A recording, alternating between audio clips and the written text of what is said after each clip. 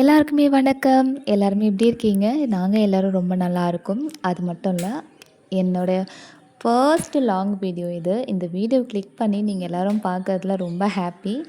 அது மட்டும் இல்ல, சப்ஸ்கிரைப் பண்ணாம இருந்தீங்க அப்படின்னா, கண்டிப்பா சப்ஸ்கிரைப் பண்ணி பாருங்க. உங்களுக்கு இந்த வீடியோ கண்டிப்பா பிடிக்கும்.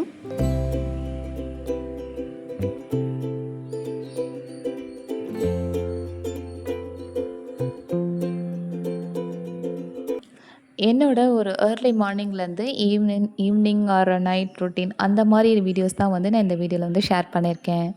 அது மட்டும் இல்லை, என்னோடய ப்ரெக்னென்சி வந்து ரொட்டீன் எப்படி போகுது அப்படிங்கிறதே இந்த வீடியோவில் வந்து கண்டிப்பாக உங்கள்கிட்ட ஷேர் பண்ணியிருக்கேன். வீடியோ ஸ்கிப் பண்ணாமல் பாருங்கள். கண்டிப்பாக உங்கள் எல்லாருக்குமே ரொம்ப ரொம்ப பிடிக்கும்.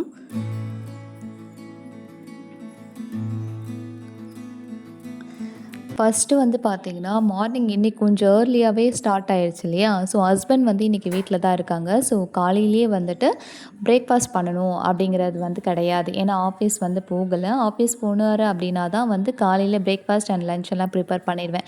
இன்றைக்கி கொஞ்சம் வந்து லேட்டாக தான் ஸ்டார்ட் ஆச்சு.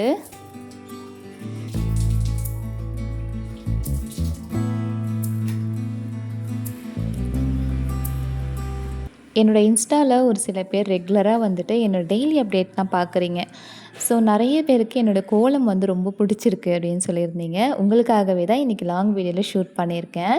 கோலம் மாவில் நீங்கள் என்னென்ன ஆட் பண்ணுவீங்க அப்படின்னு சொல்லிட்டு கேட்டிருந்தீங்க. நார்மலாக நம்ம கோலம் மாவு வந்து கடையில் வாங்கிட்டு அரிசி மாவு இருக்கும் இல்லையா, அது வந்து நீங்கள் மிக்ஸ் பண்ணிக்கிட்டீங்க அப்படின்னா இது வந்துட்டு உங்களுக்கு இந்த அளவுக்கு நல்லா நைஸாக கிடைக்கும். ட்ரை பண்ணி பாருங்கள். அதே மாதிரி கோலம் போட்டால் கூட நல்லா பளிச்சுன்னு தெரியும், நல்லா பிரைட்டாக தெரியும். ட்ரை பண்ணி பாருங்கள்.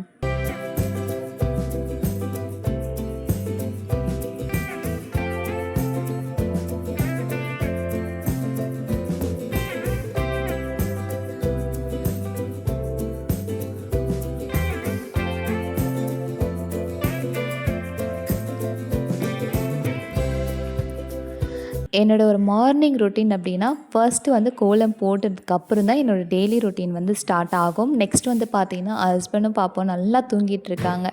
ஸோ நமக்கான ஒரு மீ டைம் எடுத்துக்கலாமா? ஸோ ஃபஸ்ட்டு வந்து கிச்சனில் இருக்கக்கூடிய விண்டோஸ் அதே மாதிரி டோர்ஸ் எல்லாமே ஓப்பன் பண்ணி விட்டுருவேன். நல்ல வெயிலுங்க. காலையிலேயே கரெக்டாக 6:00 கூட இருக்காதுன்னு நினைக்கிறேன். எந்த அளவுக்கு வெயில் அடிக்குதுன்னு பாருங்கள். அவ்வளோ வெயில் அடிக்கும். ஆனால் கொஞ்சம் இதமாக இருக்கும் அந்த வெயில். ரொம்ப வந்துட்டு அனல் அதிகமாக இருக்காது, மைல்டாக தான் இருக்கும்.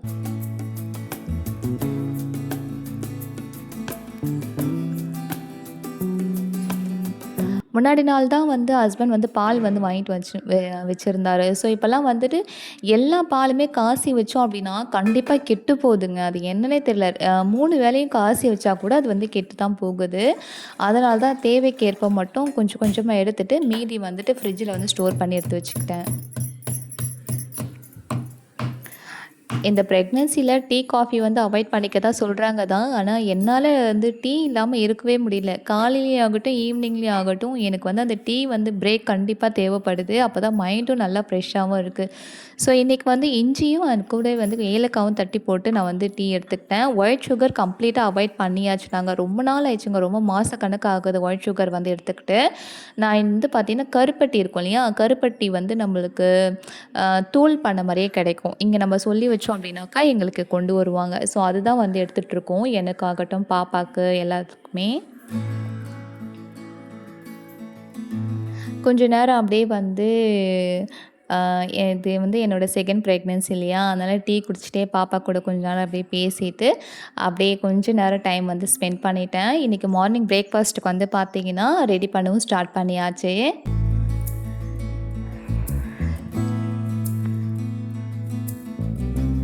பிரேக்ஃபாஸ்ட்க்கு வந்து பார்த்தீங்கன்னா, இடியாப்பமும், ஆட்டுக்கால் பாயாவும் தான் ரெடி பண்ணலாம் அப்படின்னு சொல்லிட்டு, அதுதான் பிளான் பண்ணி ரெடி பண்ணிட்டுருக்கேன். ஒரு 2 வெங்காயம், அதே மாதிரி ஒரு சின்ன துண்டு தக்காளி மட்டும் கட் பண்ணி எடுத்து வச்சுக்கலாம். இது காலையிலே கொஞ்சம் ஏர்லியாவே சமைக்கவும் ஸ்டார்ட் பண்ணிட்டேன். ஆல்மோஸ்ட் டைம் வந்து ஒரு 7:30 அந்த மாரி 7:20 அந்த மாரி தான் இருக்கும்னு நெனைக்கிறேன். இடியாப்பம் மாவு வந்துட்டு இன்ஸ்டால கேட்டிருந்தீங்க. இடியாப்பம் சூப்பரா வந்திருக்கு. எப்படி சிஸ்டர் பண்ணீங்க? மாவு வந்து ரெடிமேட் மாவான்னு கேட்டிருந்தீங்க. இது வந்து பார்த்தீங்கன்னா, வீட்லயே அரைக்கிற மாவுங்க. இது ரேஷன்ல குடுப்பாங்க இல்லையா? பச்சை அரிசி. ஸோ, அது வந்து மிஷின்ல குடுத்து நான் அரைச்சு எடுத்து வச்சுக்குவேன். இடியாப்பம், கொழுக்கட்டை இது எல்லாமே நான் இதில தான் வந்து ரெடி பண்ணுவேன். கொஞ்சமா வார்ம் வாட்டர் ஊத்தி நீங்க நல்லா மிக்ஸ் பண்ணிட்டீங்க அப்படின்னாக்கா, நல்லாருக்கும். சாஃப்ட்டா இருக்கும். சுட சுட அது கொஞ்சம் எதமா வந்து சூடா இருக்கும் இல்லையா? அப்போ வந்து நீங்க பிழிஞ்சீங்கன்னா, ரொம்ப நல்லா சாஃப்ட்டா தான் வரும். ட்ரை பண்ணி பாருங்க. ரொம்ப நல்லாருக்கும். ஆட்டுக்கால் பாயாக்கு வந்து பார்த்தீங்கன்னா, கடலெண்ணெய் தான் சேர்த்துருக்கேன். இது ஒரு குழிக்கரண்டி அளவுக்கு இருக்கும்னு நெனைக்கிறேன். அது கூடவே பட்டை, லவங்கம், கிராம்பு, 2 பச்சை மிளகா, அது கூட வந்துட்டு ஒரு பெரிய வெங்காயம், கொஞ்சம் மஞ்சள் தூள் அந்த ஆட் பண்ணிக்கிறேன். நல்லா கண்ணாடி பதம் வரணும். அது கூட வந்துட்டு ஒரு 1/4 கப் அளவுக்கு தேங்காய், கொஞ்ச நேரம் ஊற வச்சிருந்தேன் கசகசா அதையும் சேர்த்துக்கிறேன். ஒரு 4 பாதாம் வந்து சேர்த்துக்கிறேன். முந்திரி இல்ல அதனால அத சேர்த்துருக்கேன். கொஞ்சமா 1/4 ஸ்பூன் அளவுக்கு சோம்பு, 1/4 ஸ்பூன் வந்து சீரகம், 1/4 ஸ்பூன் வந்து மிளகு தண்ணி ஆட் பண்ணி நல்லா பேஸ்ட் மாரி அரைச்சு எடுத்துக்கோங்க. இது கூட ஒரு சின்ன சைஸ் தக்காளி இருந்தா போதும். ரொம்ப வந்து பெரிய சைஸ் தக்காளி சேர்த்திங்கன்னா புளிப்பு அதிகமாயிடும். ஸோ ஒரு 1/2 ஸ்பூன் அளவுக்கு இஞ்சி பூண்டு பேஸ்ட்டு, ஒரு கைப்பிடி அளவுக்கு புதினா சேர்த்துட்டு நல்லா பச்சை வாசனை போகிற வரைக்கும் நல்லா வதக்கி விட்டுக்கலாம். இப்போ மசாலா சேர்த்துக்கலாம். 1 ஸ்பூன் அளவுக்கு தனியாத்தூள், 1/2 ஸ்பூன் வந்து சிக்கன் கிரேவி மசாலா சேர்த்துருக்கேன். ஒரு 1/4 ஸ்பூன் அளவுக்கு மட்டும் அந்த கலருக்காக மட்டும் ப்ளெயின் சில்லி பவுடர் இருக்கும் இல்லையா? அது சேர்த்துக்கிறேன். ஆட்டுக்கால் வந்து தண்ணி, உப்பு, மஞ்சள்தூள் அதே மாதிரி இஞ்சி பூண்டு பேஸ்ட் சேர்த்து வேக வச்சுருந்தேன். அதையும் அது தண்ணியோட சேர்த்துக்கிறேன். தாராளமா நான் 2 கப் அளவுக்கு தண்ணி ஆட் பண்ணிக்கிறேன். கொஞ்சம் தண்ணியாவே இருக்கட்டும். ரொம்ப திக்கா வச்சிங்கன்னா டேஸ்ட் நல்லா இருக்காது. அதே மாரி மசாலா ரொம்ப அதிகமா இருந்தாலும் டேஸ்ட் நல்லா இருக்காது. அதனால அளவா சேர்த்துக்கோங்க. பாப்பா எங்கடா ஆளே காணோம் அப்படின்னு சொல்லிட்டு பார்த்துட்டு இருந்தா, மேடம் வந்து பொம்மை படம் வந்து பார்த்துட்டு இருந்தாங்க. அத அப்படியே நான் வந்து ஃப்ரீயா விட்டாச்சு. இல்லைனா நம்மள வந்து டிஸ்டர்ப் பண்ணிகிட்டே இருப்பா. ஸோ நல்லா 10 மினிட்ஸ் போல் நல்லா கொதிச்சிருச்சு. நான் இந்த ஸ்டேஜில் வந்து பார்த்தீங்கன்னா, உப்பு மட்டும் செக் பண்ணிக்கிறேன். ஏன்னா ஆட்டுக்கால் வேக வைக்கும்போது உப்பு இருக்கும். ஸோ அதனால் இந்த ஸ்டேஜில் உப்பு இருக்கான்னு பார்த்துக்கிட்டு நான் ஸ்டவ் ஆஃப் பண்ணிட்டேன். இப்போ நல்லா சுட சுட கம கமன்னு ஆட்டுக்கால் பாயாவும், அது கூடவே வந்துட்டு இடியாப்பமும் ரெடி ஆயிடுச்சு. என்னோட ஹஸ்பண்டுக்கு இடியாப்பம் சுத்தமா பிடிக்காது. சரி இன்னைக்கு ஒரு நாள் அட்ஜஸ்ட் பண்ணி சாப்பிடுங்க அப்படின்னு சொல்லிட்டு 3 பேரும் சேர்ந்து காலையில பிரேக்ஃபாஸ்ட் வந்து செம்ம எம்மியா சாப்பிட்டாச்சு. இதுக்கு இடையில வந்து பார்த்தீங்கன்னா, இட்லி தோசை பேட்டர் வந்து காலியாகிட்டு. ஸோ நான் எப்பவுமே வந்து ரேஷன்ல குடுப்பாங்க இல்லையா? அந்த அரிசி தான் வந்து யூஸ் பண்றேன். 2 1/2 கப்பு வந்து இப்போ வந்து 3 கப்பு வந்து பார்த்தீங்கன்னா, பச்சை அரிசி, 3 கப்பு அளவுக்கு புழுங்கல் அரிசி சேர்த்துக்கோங்க. அது கூடவே 1 கப் அளவுக்கு ஃபுல்லாவே வந்து நம்ம வெள்ளை உளுந்து இருக்கும் இல்லையா? இது வந்து ஆட் பண்ணிக்கிறேன். இது வந்து ஃபுல்லாவே நம்ம சேர்த்துக்கலாம். இட்லி, தோசை, பணியாரம், ஊத்தாப்பம் எல்லாமே சூப்பர் பர்ஃபெக்ட்டா வரும். இது வந்து ரேஷனில் கொடுக்கறதால நிறைய வந்து டஸ்ட்டு அதே மாதிரி மண்ணெல்லாம் இருக்கும், கொஞ்சம் அழுக்காக இருக்கும். ஸோ ஒரு 4, 5 டைம் நல்லா வாஷ் பண்ணிவிட்டு இந்த தண்ணி வந்து வேஸ்ட் பண்ண வேணாம். செடிக்கெலாம் ஊற்றுனீங்க அப்படின்னா அது நல்லா க்ரோ ஆக ஹெல்ப் பண்ணும். ஒரு 4, 5 வாட்டி நல்லா வாஷ் பண்ணிவிட்டு அதுக்கப்புறம் நம்ம ஊற வச்சுக்கலாம்.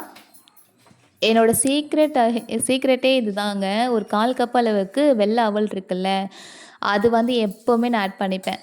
ஸோ இட்லி செம்ம சாஃப்டாக சூப்பராக வரும். ஒரு 1/4 ஸ்பூன் அளவுக்கு வெந்தயம் சேர்த்து ஒரு 5 to 6 ஹவர்ஸ் நல்லா ஊற வச்சுட்டு அதுக்கப்புறம் நம்ம மாவு அரைச்சிக்க வேண்டியதுதான். நான் வந்து தண்ணி வந்து எடுத்து வச்சுருந்தேன் இல்லையா? ஒரு ஆஃப்டர்நூன் போல் பாப்பா நல்லா தூங்கிட்டாங்க.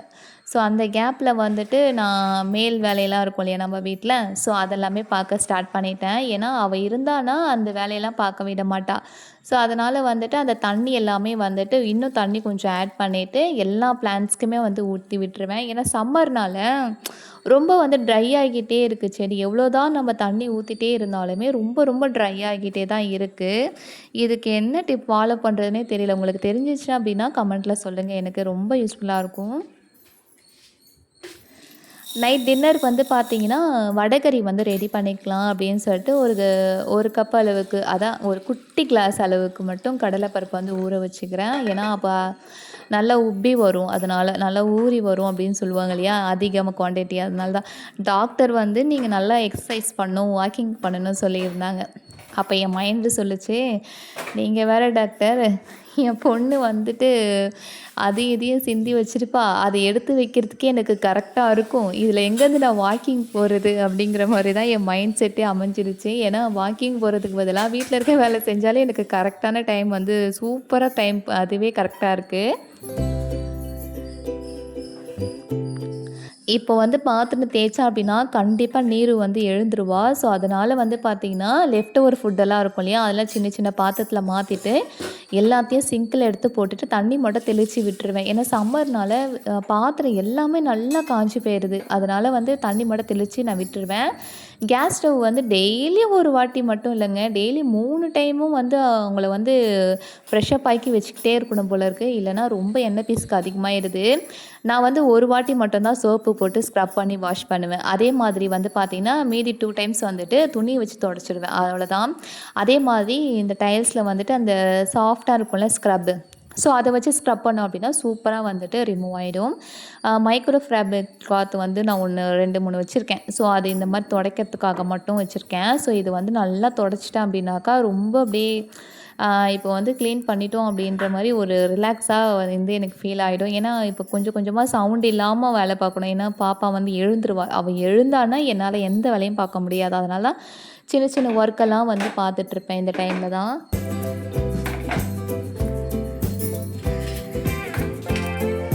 ஸோ நெறைய பேர் வந்து இன்ஸ்டால வந்து நான் என்னோட ஷார்ட் வீடியோஸ் அப்லோட் பண்ணும்போது கேட்குறீங்க, "நீங்க எப்படி வீட்ட எப்பவுமே நீட்டாவே வச்சுக்கிறீங்க?" அப்படின்னு சொல்லிட்டு. நீங்க பாருங்க, இப்ப இந்த வீடு நீட்டா இருக்கா? இல்லங்க.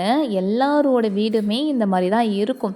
ஆக்சுவலி வந்துட்டு வீடியோ ஷூட் பண்ணுறோம் அப்படிங்கும்போது வந்து அந்த இடத்த வந்து நம்ம க்ளீன் பண்ணிடுவோம். க்ளீன் பண்ணிவிட்டு அப்புறம் வீடியோ வந்து ஷூட் பண்ணுவோம். ஸோ இந்த மாரி தான் வந்து போகுமே தவிர, நம்ம வீட்லேயும் குழந்தைங்க இருக்காங்க. ஸோ அவங்களுமே ரொம்ப அமர்க்களம் பண்ணுவாங்க. என்னுடைய பொண்ணு ரொம்ப ரொம்ப சேட்டை பண்ணுவா. அது வந்து நம்ம எதுவும் பண்ண முடியாது. இப்போ அவங்க தூங்குற நேரத்தில தான் நம்ம வந்து இத க்ளீன் பண்ண முடியும். இதனால தான் இந்த கிளிப்பிங்கே நான் இந்த வீடியோல வந்து லாங் வீடியோல ஆட் பண்ணியிருக்கேன். அது மட்டும் இல்ல, ஒரு சில பேர் வந்து ஃப்ரீக்வென்ட்டா கூட கேட்டிருந்தீங்க. நீங்க எத்தன டைம் வந்து வீடு வந்து க்ளீன் பண்ணுவீங்க அப்படின்னு சொல்லிட்டு. நான் ஒரே ஒரு வாட்டி தாங்க க்ளீன் பண்ணுவேன். மார்னிங்லேருந்து ஈவினிங் வரைக்கும் நீரு நல்லா விளையாடிடுவா. ஸோ வந்துட்டு அவங்க டாடி வர்றதுக்கு கொஞ்சம் நேரத்துக்கு முன்னாடி, அதாவது ஒரு 1 1/2 ஹவர்ஸ்க்கு முன்னாடி தான் நான் வந்து ஃபுல்லாவே வந்து நீட் பண்ணிடுவேன். பெருக்கிறதாகட்டும், அதே மாதிரி வேறு எந்த ஒர்க் ஆகட்டும், எல்லாமே பண்ணுறது வந்து அப்போ தான் பண்ணிடுவேன். ஏன்னா, அப்போ வந்துட்டு அவங்க டாடி வந்துட்டாங்க அப்படின்னா, ஃபுல்லா அவரே வந்து டேக் கேர் பண்ணிப்பாங்க. இப்போ துளசி வந்து பார்த்திங்கன்னா, எல்லாமே அவரே பார்த்துப்பாரு. பாப்பாவ பார்த்துக்கிறதாகட்டும், எனக்கு ஹெல்ப் பண்ணுறதாகட்டும், எல்லாமே அவங்களே பண்ணிருவாங்க. அதனால தான் ஈவினிங் போல் மட்டும் ஒரே ஒரு டைம் மட்டும் தான் வீடே க்ளீன் பண்ணவே நான் ஸ்டார்ட் பண்ணுவேன்.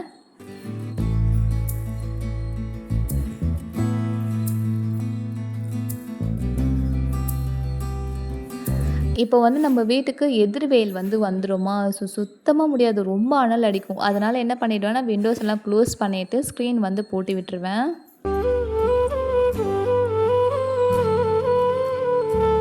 அப்படியே ஃபேன் போட்டுட்டு ஒரு 10 நிமிஷம் அப்படியே ரிலாக்ஸா உட்காந்துட்டு நல்லா தண்ணி குடிச்சேன் அப்படின்னா கொஞ்சம் ரிலாக்ஸா இருக்கும்.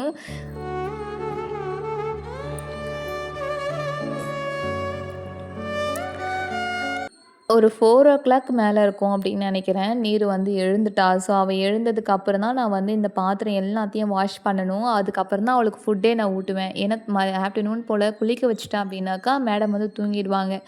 அவங்க எழுந்ததுக்கு அப்புறம் தான் அவங்களுக்கு சாப்பாடே நான் ஊட்டணும். ஸோ, சாப்பாடு ஊட்டினதுக்கு அப்புறமா தான் நான் வந்து இந்த பாத்திரம்லாம் இருக்கும் இல்லையா? எல்லாத்தையும் எடுத்து போட்டு வாஷ் பண்ணிடுவேன். அதுக்கப்புறம் எனக்கு நைட்டு வந்து நான் நெறைய வந்து அதிகமா சேராத மாரி இருக்கும்.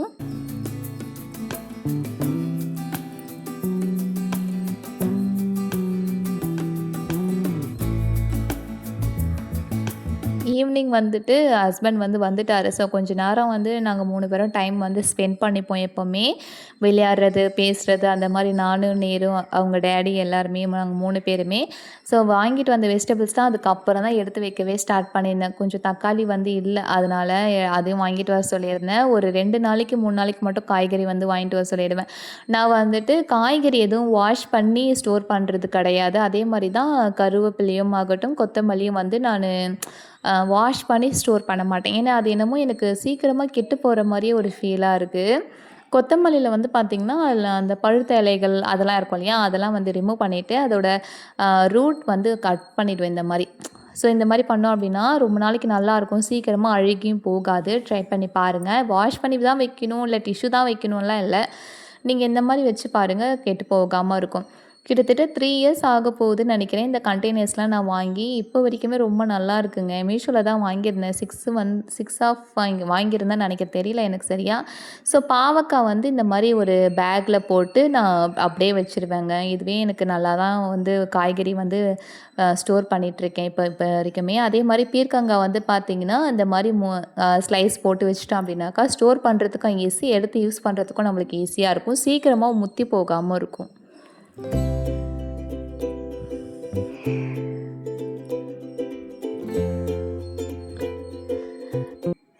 எப்படி நம்ம வந்து வெஜிடபிள் ஸ்டோர் பண்ணமோ அதே மாதிரி கையோடவே வந்து அந்த இடத்தையும் சுத்தம் பண்ணிடணும். ஏன்னா கொஞ்சம் மண்ணாலாம் இருக்குமா, அதனால் வந்து கையோட வந்து அதெல்லாம் எடுத்து வச்சுருவேன். இந்த வேஸ்டேஜ்லாம் வந்து பார்த்திங்கன்னா செடிக்கு வந்து போட்டுருவேன். ஸோ அது வந்து அப்படியே உரமாக ஆயிடும். எல்லாமே தொடச்சிட்டேன்னா ஆஃப்டர்நூன் போல் தான் வந்து வடைகறி செய்கிறதுக்காக வந்து ஊற வச்சுருந்தேன். ஸோ இதை வந்து நல்லா அரைச்சிட்டு தோசை தவால போட்டு தட்டி எடுத்துக்கலாம். இப்போ இது வந்து மிக்சியில் எல்லாத்தையும் ஆட் பண்ணிக்கிறேன். இப்போ நம்ம ஆஃப்டர்நூனே ஊற வச்சதால் நல்லா உப்பி வரும், நிறைய கடலைப்பருப்பு மாதிரி தெரியும்.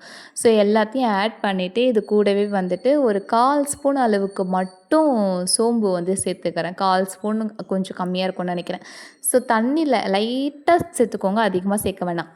இந்த மாதிரி நல்லா கொரப்பாக வந்து அரைச்சிக்கிட்டு தோசை தாவால் நல்லா தட்டி எடுத்துக்கோங்க. ஒரு சில பேர் ஸ்டீம் பண்ணுவீங்க, ஒரு சில பேர் இந்த மாதிரி தட்டிப்பீங்க, இன்னும் ஒரு சில பேர் எண்ணெயில் போட்டு பொரிப்பீங்க.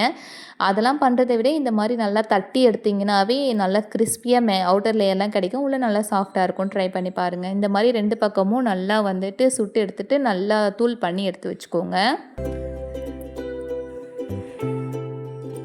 வடைகறி என்னோடய ஸ்டைலில் ஒரு வாட்டி ட்ரை பண்ணி பாருங்கள், ரொம்ப நல்லா இருக்குங்க. கடலெண்ணெய் ஆட் பண்ணிவிட்டு பட்டை, லவங்கம், கிராம்பு, முக்கியமாக கடற்பாசி, இதெல்லாமே ஏலக்காய் அதெல்லாம் ஆட் பண்ணிவிட்டு ஒரு 4 பச்சை மிளகாய், ஒரு கொத்தளவுக்கு கருவேப்பிலை ஆட் பண்ணிக்கோங்க. ஒரு பெரிய சைஸ் வெங்காயம், அது கூடவே வீட்டில் அரைச்ச மஞ்சள் தூள், இது அதனால தான் இந்த கலரில் இருக்குது. ஸோ கடையில் வாங்கின மஞ்சளாக இருந்தால் நல்லா மஞ்சளாக இருக்கும். ஸோ இது வந்து வீட்டில் அரைச்சது. அது கூடவே வந்துட்டு ஒரு 1/2 ஸ்பூன் அளவுக்கு இஞ்சி பூண்டு பேஸ்ட்லாம் சேர்த்துட்டு நல்லா பச்சை வாசனை போகிற வரைக்கும் நல்லா வதக்கி விட்டுக்கோங்க. கொஞ்சம் மீடியம் டு லோ ஃப்ளேமில் வச்சுக்கோங்க, இஞ்சி பூண்டு பேஸ்ட் வந்து தீஞ்சிடும்.